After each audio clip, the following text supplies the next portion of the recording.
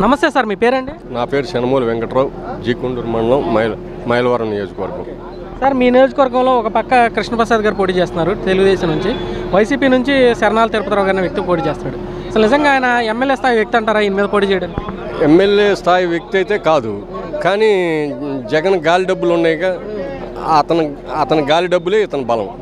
అది అయినా కానీ పార్టీ ప్రస్తుతం తెలుగుదేశంకి మంచి పాముగా ఉంది.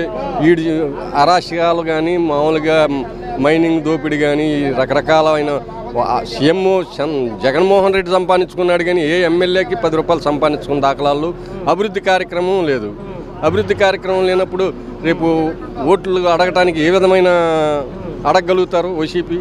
మేము కూడా గతంలో వైసీపీయే, పాదయాత్రలకి రకరకాలుగా డబ్బులు కూడా ఖర్చు పెట్టిన వాళ్ళమే. ఆ రోజు మేము ఇది చేస్తామని ఓట్లు అడిగి వేయించుకున్నాం. ఇలా పరిస్థితి లేదు.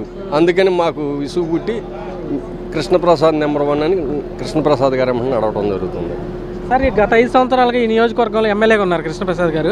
వ్యక్తిగతంగా అయితే సౌమ్యుడు అని చెప్తున్నారు చాలామంది. అయితే మరి ఈ ప్రాంతానికి చెందినటువంటి వ్యక్తి మంత్రి జోగి రమేష్ అటు పెడనెల్లాడు, ఇప్పుడు పెనమలూరు వచ్చాడు, ఈ ప్రాంతంలోనే ఎక్కువ కుట్రలు చేస్తున్నాడు అని చెప్పేసి మాట్లాడుతున్నారు. కేపీ గారే చాలాసార్లు బాటంగా విమర్శించినటువంటి పరిస్థితి. ఎందుకని సార్ ఆయన ఎందుకని ఇట్లా చేస్తున్నాడు? ఇక్కడ ప్రస్తుతం ఎమ్మెల్యే అభ్యర్థిగా ఉన్నటువంటి వ్యక్తిని కూడా అటే అతని చెప్పు చేతల్లో ఉంచుకున్నాడని తెలుస్తుంది. ఏంటి పరిస్థితి? అతను ఏంటంటే ఇప్పుడు మామూలుగా కృష్ణప్రసాద్ గారికి బిజినెస్లోనే రకరకాలుగా అతను సంపాదించుకునే వనరులు ఉన్నాయి.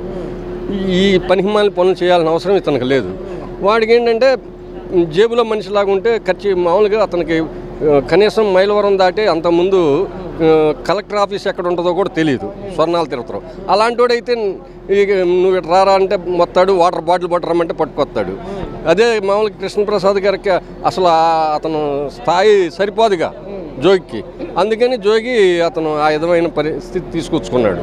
ఇప్పుడు మీరే చెప్తున్నారు మండలాఫీస్ ఎక్కడ ఉందో కూడా తెలియని వ్యక్తి అతనని. చాలామంది ఇలానే అంటున్నారు. ఈ నియోజకవర్గంలో ఎన్ని మండలాలు ఉన్నాయి, ఎన్ని గ్రామాలు ఉన్నాయి, ఎన్ని వార్డులు ఉన్నాయి, అసలు ప్రజలు ఏంటి, ఎక్కడే సమస్యలు ఉన్నాయి అనేది కూడా తెలియనటువంటి వ్యక్తి అతను అంటున్నారు. ఎందుకని అతని మీద ఇటువంటి అభిప్రాయం ఉంది సార్? అంటే అతను వ్యక్తిగతంగా మంచి వ్యక్తి, కానీ అతనికి ఏం తెలియదుగా. ఏదో కృష్ణప్రసాద్ గారు జడ్పీటీసీగా అతను వార్డు నెంబర్గా ఓడిపోతే జడ్పీటీసీ ఇచ్చి అతను సొంత వనరులతో గెలిపించాడు.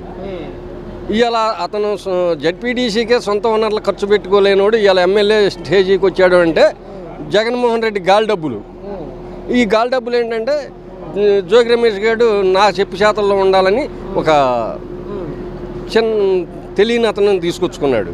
అదే మామూలు సీన్ ఎవరినన్నా గట్టివాళ్ళని తీసుకొస్తే ఈడి మొగుడవుతాడుగా, పక్కలో బళ్ళెం అవుతాడుగా. అందుకని అతను చెప్పు చేతల్లో ఉండేవాడిని తెచ్చుకున్నాడు.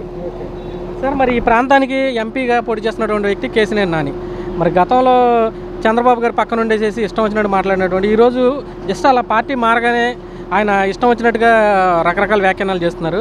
సో ఏంటి సార్ ఎంపీగా అసలు ఆయన పరిస్థితి ఏంటి? ఇప్పుడు మేము కూడా అంతకుముందు వైఎస్ఆర్సీపీఏ. అసలు ఆ సాంప్రదాయం, ఆ తిడితేనే జగన్మోహన్ రెడ్డి దగ్గర ఉండగలిగేది. నేను కూడా బాగా చంద్రబాబుని పచ్చిబూతులు తిట్టి వాళ్ళ ఇంటి మీదకి వెళ్ళి 4 రాళ్ళు వేసి వస్తే నాకు కూడా టికెట్ ఇస్తాడు. ఆ పరిస్థితి ఉంది ఇప్పుడు. మాది ఆ సాంప్రదాయం కాదు. గౌరవప్రదంగా బతికేటప్పుడు అలాంటి సాంప్రదాయం అవసరం లేదు, అలాంటి పదవులు మాకు అక్కర్లేదు. అది ఓవరాల్గా చూసుకున్నట్లయితే శరణాల తిరుపతిరావు అతనికి డిపాజిట్లు అన్న వస్తాయి. ఇక్కడ డిపాజిట్లు అంటే పార్టీ అన్నాక ఒక పార్టీకి ఎంతో కొంత ఉంటుంది కదా, అది మనం అట్లా అనకూడదు. ఎన్నో కానీ ఓట్లు వస్తాయి, రావని అంటలా. గెలవటం మాత్రం అసాధ్యం. ఎంత మెజారిటీ రావచ్చు? నిజంగా గెలవడం జరిగితే 175 జగన్ గారు అన్నట్టు వస్తాయి. ఇక అసలు మామూలుగా చంద్రబాబు కూడా ఓడిపోతాడు. మరి అది ఇప్పుడు కేపీ గారి మెజారిటీ ఎంత ఉండొచ్చు? ఇక్కడ 15,000 ఆ మధ్యలో ఉంటుంది. ఎక్కువ వేసుకోకూడదు, ఎందుకంటే సొల్లు చెప్పుకున్నా రేపు తేడాలుగా నేను చెబుతానికి 50,000 వద్దని చెప్పొచ్చు. మనం యాజిటీజ్గా ఈ నియోజకవర్గం తెలుగుదేశం ఫేవర్ నియోజకవర్గమే, 15,000 దాకా వస్తుంది. మొన్న కూడా కృష్ణప్రసాద్ గారికి ఏంటంటే గవర్నమెంట్ వ్యతిరేకత భావంతో కొంత వ్యక్తిగా నెంబర్ 1 అని వైసీపీలో గెలిచాడు. అసలు వాస్తవంగా తెలుగుదేశానికి ఫేవర్ అయిన నియోజకవర్గం. ఈ నియోజకవర్గం గెలిచినప్పుడల్లా తెలుగుదేశం పార్టీ రూలింగ్ వచ్చింది. ఇక్కడ ఓడిపోవడం అనేది జరిగితే వైసీపీ రూలింగ్ కానీ కాంగ్రెస్ రూలింగ్ కానీ వచ్చింది. గత తెలుగుదేశం స్థాపించిన కానించి 83లో తెలుగుదేశం గెలిచింది, శనమూలి వెంకటరావు ఓడిపోయాడు. 85లో ఏంటంటే శనమూలి వెంకటరావు పెద్ద మనిషి, ఆయన చాలా సీనియరు, ఈ నియోజకవర్గాన్ని ఎంతో కొంత డెవలప్ చేశాడనే సానుభూతితో వాళ్ళ ఇంట్లో ఆడపిల్లలు కూడా ఇంటింటికి తిరగటం వలన ఆ రోజు సానుభూతితో గెలిచాడు. మళ్ళీ 89 కాంగ్రెస్ గెలిచింది, కాంగ్రెస్ గవర్నమెంట్ వచ్చింది. 94 తెలుగుదేశం గెలిచింది, కాంగ్రెస్ ఓడిపోయింది. 99 కూడా అట్లానే. 2014 తెలుగుదేశం వచ్చింది, తెలుగుదేశం క్యాండిడేట్. మొన్న 2019 ఏంటంటే గవర్నమెంట్ మీద వ్యతిరేకతాభావం ఉంది తెలుగుదేశం మీద. రెండోది క్యాండిడేట్ పరంగా కూడా కొంచెం ఫ్రెష్ క్యాండిడేటు, ఒకసారి చూద్దాం అనే టైప్లో కృష్ణప్రసాద్ గారు కేసీఆర్ గెలిచారు. ఆయన వ్యక్తిత్వంగా మంచితనానికి ఈరోజు తెలుగుదేశం వాళ్ళు గుర్తించి మళ్ళా టికెట్ ఈయనకే ఇచ్చారు. అది